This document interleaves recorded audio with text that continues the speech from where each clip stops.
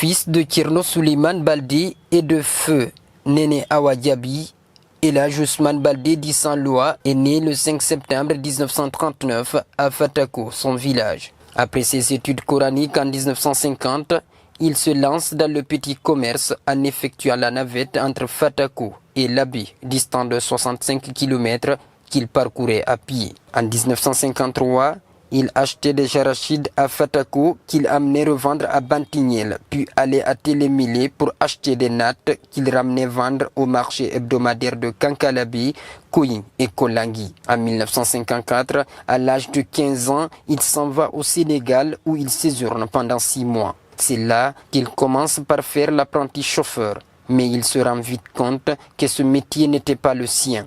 Il retourne donc à Labi pour reprendre son commerce dans les marchés hebdomadaires. En 1956, il part en Sierra Leone à la recherche du diamant. L'aventure sierra-léonaise fut écorchée par les autorités britanniques qui firent la chasse à tous les ressortissants guinéens, maliens, sénégalais et gambiens se trouvant dans la zone diamantifère du pays. En 1958, à l'approche du référendum pour l'indépendance de la Guinée, tous les partis politiques de l'époque étaient présents sur le terrain.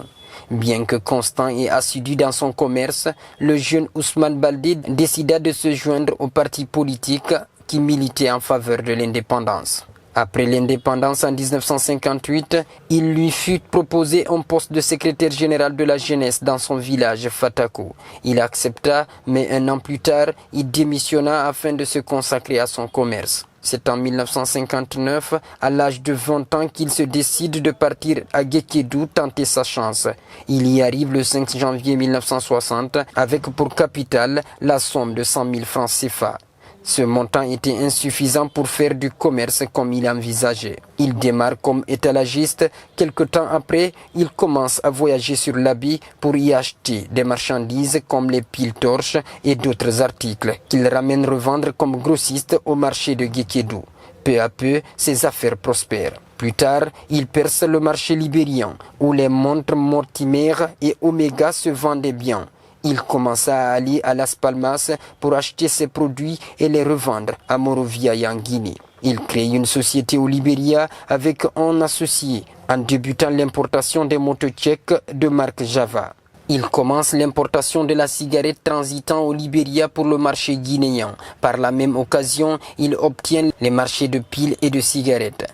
Suivent l'importation de produits laitiers de Hollande et de farine de blé de France, des tissus et autres articles. Les affaires d'Elhadji Ousmane Baldé se diversifient dans d'autres domaines, tels que l'immobilier, la construction de centres commerciaux et d'entrepôts, l'acquisition et le développement de domaines agricoles et de plantations. Ces activités se situent aussi dans d'autres pays comme au Sénégal, en Gambie, en Guinée-Bissau, ainsi qu'en Sierra Leone. En 1984, Elhadji Ousmane Baldé participe avec d'autres opérateurs économiques guinéens à la création du programme libre de commerce qui a relayé l'État dans le cadre de l'importation et de la distribution des denrées de première nécessité. En 1998, il fut élu président de la Chambre de commerce de l'industrie et de l'artisanat de Guinée, poste qu'il occupa jusqu'en 2002. Pendant cette période, il assumait aussi la présidence de la Chambre de commerce de la CEDEAO et premier conseiller à la Chambre de commerce de l'Union africaine. Depuis 2018, il est le président de la coordination Ali Poulard de Guinée. C'est ce dimanche 26 mars 2023, 4e jour du mois saint de Ramadan, que l'homme d'affaires guinéen est rappelé à Dieu. Il décède paisiblement à l'hôpital sino-guinéen suite à un malaise. Ce lundi 27 mars 2023, c'est la consternation dans la famille mortuaire. Parents, amis, collaborateurs, membres du gouvernement, responsables religieux et leaders politiques se bousculent au domicile du défunt pour présenter les condoléances à sa famille. Elhadji Ousmane Baldé Saint-Lois sera inhumé le vendredi 31 mars 2023 à Fatako, après la levée du corps le jeudi 30 à la grande mosquée Faisal de Conakry. L'homme d'affaires guinéen et président de la coordination nationale de Fulbe Ali Poulard de Guinée laisse derrière lui 4 femmes et 26 enfants. Que la terre de Guinée, qui l'a tant servi, lui soit légère. Amen.